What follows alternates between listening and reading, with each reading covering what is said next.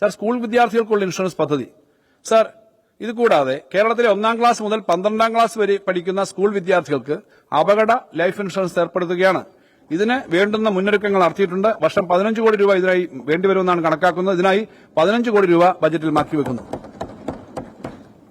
Sir, സൌജന്യ വിദ്യാഭ്യാസം ബിരുദതലം വരെ നൽകുന്ന ഒരു പദ്ധതി. സർ, കേരളത്തിലെ ഉന്നത വിദ്യാഭ്യാസ രംഗത്ത് ഒരു പുതിയ പദ്ധതി പ്രഖ്യാപിക്കുകയാണ്. ആർട്സ് ആൻഡ് സയൻസ് കോളേജുകളിൽ പഠിക്കുന്ന വിദ്യാർത്ഥികൾക്ക് ഡിഗ്രി വിദ്യാഭ്യാസം സൌജന്യമാക്കുകയാണ്. നിലവിൽ +2 വരെയുള്ള സൌജന്യ വിദ്യാഭ്യാസമാണ് സംസ്ഥാനത്തുണ്ടായിരുന്നത്. സർ, മെഡിസപ്പ് 2.0. സർ, കേരളത്തിലെ സർക്കാർ ജീവനക്കാർക്കും പെൻഷൻകാരുമായ 11 ലക്ഷത്തോളം പേർക്കുള്ള ആരോഗ്യ ഇൻഷുറൻസ് പദ്ധതിയാണ് മെഡിസപ്പ്. ഏത് പ്രായത്തിലുള്ളവരും യാതൊരു മെഡിക്കൽ പരിശോധനകളില്ലാതെ ഇതിൽ ക്യാഷ്ലെസ് ഇൻഷുറൻസ് സേവനം നൽകുന്നു. സർ, 104 വയസ്സുള്ള വ്യക്തി വരെ മെഡിസപ്പിൽ ചേർന്ന് ഇൻഷുറൻസ് സേവനം സ്വീകരിച്ചിട്ടുണ്ട്. മെഡിസപ്പിന്റെ 1-ാം ഘട്ട പദ്ധതി പൂർത്തിയായിരിക്കുന്ന വേളയിൽ കൂടുതൽ പാക്കേജുകളും ആശുപത്രികളെയും ഉൾപ്പെടുത്തി മെഡിസപ്പ് 2.0 പ്രഖ്യാപിക്കുകയാണ്. ഫെബ്രുവരി 1 മുതൽ ഈ പദ്ധതി നിലവിൽ വരും. സർ, സംസ്ഥാനത്തെ പൊതുമേഖലാ സ്ഥാപനങ്ങളിൽ ജോലിയെടുക്കുന്നവർക്കും വിരമിച്ചവർക്കുമായി മെഡിസപ്പ് മാതൃകയിൽ ഒരു ഇൻഷുറൻസ് പദ്ധതി ആവിഷ്കരിക്കും. സർ, സംസ്ഥാനത്തെ സഹകരണ സ്ഥാപനങ്ങളിൽ ജോലിയെടുക്കുന്നവർക്കും വിരമിച്ചവർക്കുമായി മെഡിസപ്പ് മാതൃകയിൽ ഒരു ഇൻഷുറൻസ് പദ്ധതിയും ആവിഷ്കരിക്കും. സർ, മോട്ടോർ രംഗത്ത് പ്രവർത്തിക്കുന്ന ഓട്ടോറിക്ഷ ടാക്സി തൊഴിലാളികൾക്ക് ആരോഗ്യ ഇൻഷുറൻസ് പദ്ധതികൾ വിപുലീകരിക്കേണ്ടതുണ്ട്. ക്ഷേമനിധിയിൽ അംഗങ്ങളായ ഓട്ടോറിക്ഷ ടാക്സി തൊഴിലാളികൾക്ക് വളരെ ചെലവ് കുറഞ്ഞ വിഹിതം അടയ്ക്കുന്ന തരത്തിൽ ഒരു ആരോഗ്യ ഇൻഷുറൻസ് പദ്ധതി നടപ്പിലാക്കും. സർ, റോഡ് അപകടങ്ങളിൽ പെടുന്നവർക്കുള്ള ലൈഫ് സേവർ പദ്ധതി. സർ, സംസ്ഥാനത്ത് പ്രതിവർഷം 48,000 റോഡ് അപകടങ്ങൾ സംഭവിക്കുന്നുണ്ട്. ഇത്തരം അപകടങ്ങളിൽ പെടുന്നവർക്ക് സമയബന്ധിതമായി ചികിത്സ ലഭിക്കാത്ത സാഹചര്യം ഉണ്ടാകാറുണ്ട്.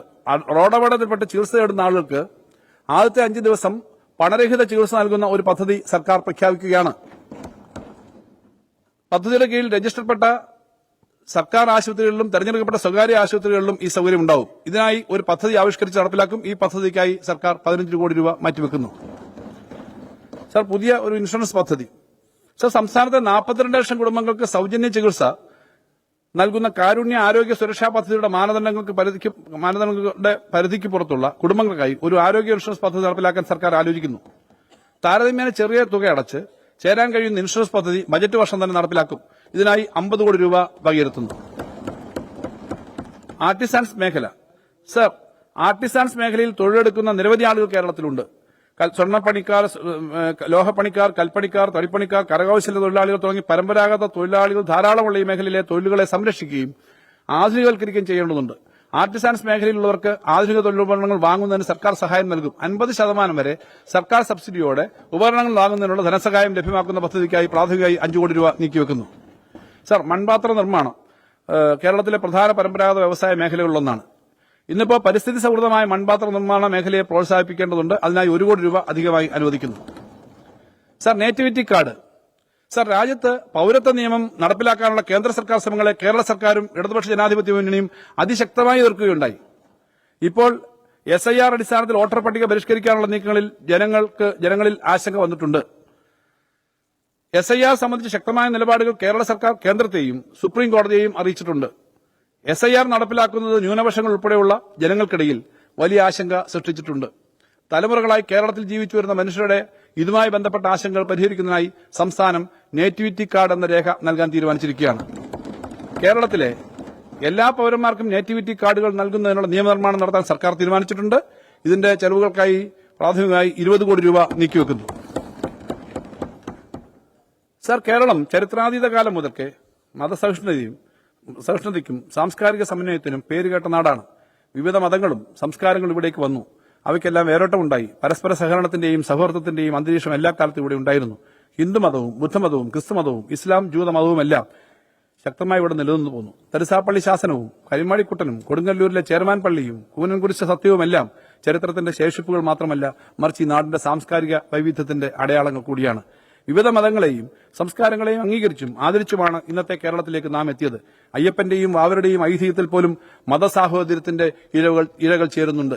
ഈ ഐക്യവും സാഹോദര്യവും മറ്റു പല പ്രദേശക്കാർക്കും ചിലപ്പോൾ അത്ഭുതമുളവാക്കിയേക്കാം. കേരളത്തിന്റെ ചരിത്രപരമായ ഈ സാഹോദര്യത്തെ ചേർത്ത് നമുക്ക് കൂടുതൽ കരുത്തോടെയും ചൈതന്യത്തോടെയും മുന്നോട്ട് പോകേണ്ടതുണ്ട്. കേരളത്തിന്റെ മത സാംസ്കാരിക സാഹോദര്യത്തിന്റെ ചരിത്രവും നാൾവഴികളും വിശകലനാത്മകമായി രേഖപ്പെടുത്തേണ്ടതുണ്ട്. ഇതിനായി ഒരു പദ്ധതി നടപ്പിലാക്കാൻ സർക്കാർ ആലോചിക്കുന്നു. അതിനായി ഈ ബജറ്റിൽ 10 കോടി രൂപ വകയിരുത്തുന്നു. സർ, കേരളത്തിലെ നവോത്ഥാന നായകരിൽ ഒരാളും ശ്രീമൂലം പ്രജാസഭയിലെ അംഗവുമായിരുന്ന കാവാരിക്കുളം കണ്ണൻകുമാറിന് തിരുവനന്തപുരം ജില്ലയിൽ നേമം വില്ലേജിൽ ഉചിതമായ ഒരു സ്മാരകവും ലൈബ്രറിയും ഗവേഷണ കേന്ദ്രവും സ്ഥാപിക്കണം എന്നുള്ള ആവശ്യമുണ്ട്. ഏതായാലും അതിനായി 1.5 കോടി രൂപ അനുവദിക്കുന്നു. അയ്യാ വൈകുണ്ഠസ്വാമിക്ക് സ്മാരകം സ്ഥാപിക്കുക, അതിനായി 2 കോടി രൂപ വകയിരുത്തുന്നു. സർ, മഹാത്മാഗാന്ധി തന്റെ 5ാമത്തെയും അവസാനത്തെയും കേരള സന്ദർശനത്തിലെ അവസാന പൊതുപരിപാടിയിൽ പങ്കെടുത്തത് 1937 ജനുവരി 21 തൃക്കണ്ണമംഗൽ ക്ഷേത്രത്തിലായിരുന്നു. ക്ഷേത്രം എല്ലാ ജാതിക്കാർക്കുമായി തുറന്നു കൊടുക്കുന്നതിനായിരുന്നു ചടങ്ങ്. ഇപ്പോൾ പൊതുമരാമത്ത് വകുപ്പ് ഓഫീസും റെസ്റ്റ് ഹൌസും സ്ഥിതി ചെയ്യുന്ന കൊട്ടാരക്കര മുസാവരി ബംഗ്ലാവിലായിരുന്നു ഗാന്ധിജി വിശ്രമിച്ചത്. ഗാന്ധിജിയുടെ ഓർമ്മകളുള്ള മുസാവരി ബംഗ്ലാവിൽ മഹാത്മാഗാന്ധി പബ്ലിക് ലൈബ്രറിയും ഗാന്ധി സ്മാരകവും സ്ഥാപിക്കാനായിട്ട് ഉദ്ദേശിക്കുന്നു. സർ, യുവജന ക്ലബ്ബുകൾക്ക് പ്രവർത്തന ഗ്രാന്റ്. സർ, നമ്മുടെ ഗ്രാമങ്ങളിലും നഗരങ്ങളിലും യുവാക്കളുടെ നേതൃത്വത്തിൽ നിരവധി ആർട്സ് ആൻഡ് സ്പോർട്സ് ക്ലബ്ബുകൾ പ്രവർത്തിച്ചിരുന്നു. എന്നാൽ ഇന്ന് പലതിന്റെയും പ്രവർത്തനങ്ങൾ മന്ദീഭവിക്കുകയാണ്. നാടിനാകെ ഉണർന്നു നൽകുന്ന ക്ലബ്ബുകളെ ശാക്തീകരിക്കുകയും പ്രോത്സാഹിപ്പിക്കുകയും ചെയ്യുക എന്ന ലക്ഷ്യത്തോടെ രജിസ്റ്റർ ചെയ്യപ്പെട്ടിട്ടുള്ള ക്ലബ്ബുകൾക്ക് പ്രതിവർഷം 10,000 രൂപ പ്രവർത്തന ഗ്രാന്റ് നൽകുന്ന ഒരു പദ്ധതി ഈ സർക്കാർ പ്രഖ്യാപിക്കുന്നു. ഇതിനായി 5 കോടി രൂപ മാറ്റിവെക്കുന്നു. കുടുംബശ്രീ. സർ, കേരളത്തിന്റെ അഭിമാനമായ കുടുംബശ്രീ വിപ്ലവകരമായ ഒരു പുതിയ കാൽവയ്പ് നടത്തിയിരിക്കുകയാണ്. കുടുംബശ്രീ ടെക്നോളജി അഡ്വാൻസ്മെന്റ് പ്രോഗ്രാമിന്റെ ഭാഗമായി നടത്തിയ ടെക്നോളജി കോൺക്ലേവിലൂടെ ഇന്ത്യയിലെ മുൻനിര ഗവേഷണ സ്ഥാപനങ്ങളിൽ നിന്നും സർവകലാശാലയിൽ നിന്നുമായി 150 സാങ്കേതിക വിദ്യകൾ കുടുംബശ്രീ കരസ്ഥമാക്കിയിട്ടുണ്ട്. ഇവയുപയോഗിച്ച് ആദ്യഘട്ടം നിർമ്മിച്ച മികച്ച ഗുണനിലവാരമുള്ള 30 ഭക്ഷ്യോൽപ്പന്നങ്ങളുടെ ഗ്ലോബൽ ലോഞ്ച് നടത്തിക്കഴിഞ്ഞു. ഇനി 150 ഉൽപ്പന്നങ്ങൾ കൂടി അടുത്ത ഘട്ടത്തിൽ വിപണിയിലിറക്കും. കുടുംബശ്രീ സംഘകൃഷി ഗ്രൂപ്പുകൾ കൃഷി ചെയ്യുന്ന കാർഷിക ഉൽപ്പന്നങ്ങളാണ് ഈ സാങ്കേതിക വിദ്യ ഉപയോഗിച്ച് മൂല്യവർദ്ധിത ഉൽപ്പന്നങ്ങളാക്കുന്നത്. Australia, New Zealand, UK, Middle East എന്നിവിടങ്ങളിൽ നിന്നും ഇതിനകം തന്നെ ഈ ഉൽപ്പന്നങ്ങളുടെ വിപണനത്തിന് താൽപര്യം അറിയിച്ചു കഴിഞ്ഞിട്ടുണ്ട്. സാർ, ആൾ കേരള ഡിസ്ട്രിബ്യൂട്ടേഴ്സ് അസോസിയേഷൻ ഈ ഉൽപ്പന്നങ്ങളുടെ വിപണനത്തിനായി കുടുംബശ്രീയുടെ ധാരണാപത്രം ഒപ്പുവെക്കാനും വന്നിട്ടുണ്ട്. കുടുംബശ്രീക്ക് ആഗോള വിപണിയിലേക്കുള്ള കവാടം തുറന്നു നൽകുന്നതിനും വനിതാ സംരംഭകർക്ക് മികച്ച വരുമാനവും ഒപ്പം സ്ത്രീകൾക്ക് തൊഴിലവസരവും ലഭ്യമാക്കാനുള്ള വലിയൊരു കുതിപ്പിനാണ് കുടുംബശ്രീ ഇതിലൂടെ തുടക്കം കുറിക്കുന്നത്. കുടുംബശ്രീ ഉൽപ്പന്നങ്ങളുടെ വിപുലമായ പ്രചാരവും വിപണനവും ലക്ഷ്യമിട്ടുകൊണ്ട് മാർക്കറ്റിംഗ് വിതരണ ശൃംഖലയ്ക്ക് കുടുംബശ്രീ ലക്ഷ്യമിടുന്നു. സംസ്ഥാനത്തുടനീളമുള്ള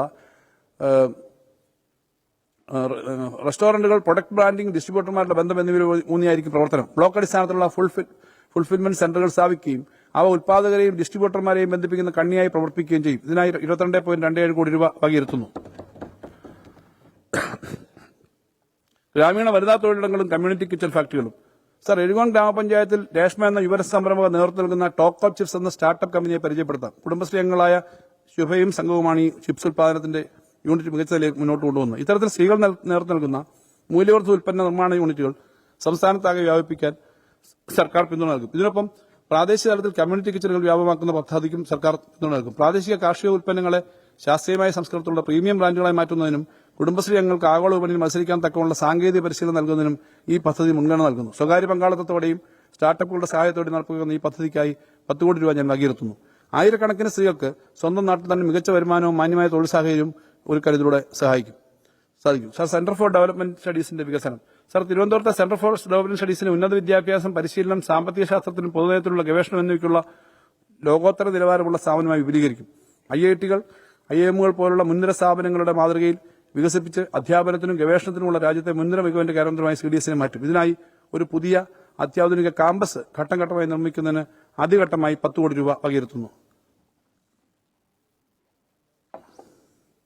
സർ, ഭാഗം 3.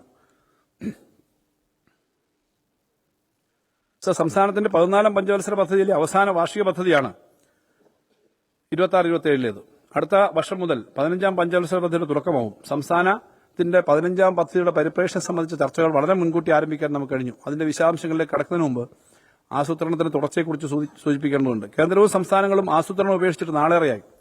നെഹ്റുവിന്റെ പാരമ്പര്യം അവകാശപ്പെടുന്ന കോൺഗ്രസ് ഭരിക്കുന്ന സംസ്ഥാനങ്ങളും ആസൂത്രണത്തെ കൈയൊഴിഞ്ഞു.